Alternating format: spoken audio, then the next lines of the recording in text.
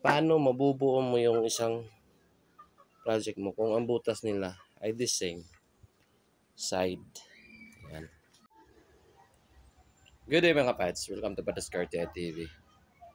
So ayan, tapos na sana tayong maglagay ng mortise and tenon para maging buo na yung rocky chair natin.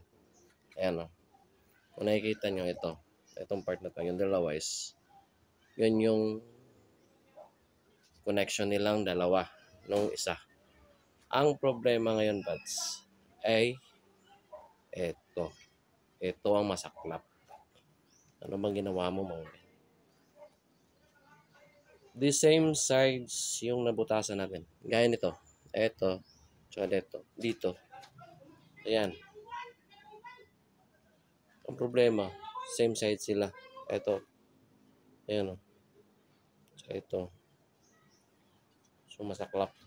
Dito yung butas. Pero nalagay natin yung butas doon sa likod. So yun yung masaklap. Ang saklap na nangyari sa rocking chair. Pero okay lang. Mare-repair naman yan. Maayos yan. So, ito yung gagawin natin ngayon.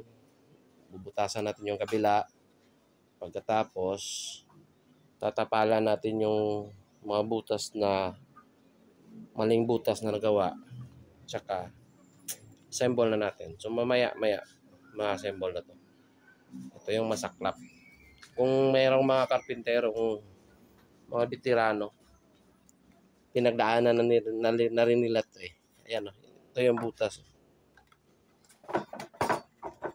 Teka lang.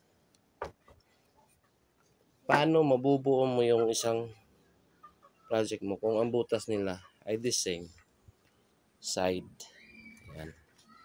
Nakikita nyo ba yan? Ayan o. Parehas yung sides. So, hindi mo bubuo yan. Hindi opposite sides yung na lagyan natin ng mga butas. So, ang gagawin ni Mang Ben, iiyak na lang.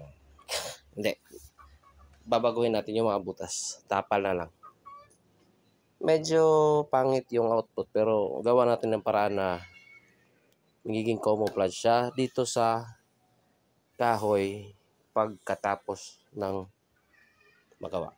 So, ayan muna mga pa-share natin sa inyo. So, ito yung babantayan nyo pag naggawa kayo ng mga furniture. Always remember yung right side na magiging assembly nyo, tsaka yung kumbaga yung inner tsaka outer side. Kasi ito yung nangyari sa akin ngayon. Palaging i-check, double check pag itong part na ang gagawin niyo. Yung mag-assemble na kayo para tumayo na yung isang project, yung furniture. So yan muna yung i-share natin ngayon mga pads sa furniture. I-update ko kayo mamaya pag natapos na to. Ma-correct na natin itong mga butas na to. Matapalan na. Tsaka ma-assemble na.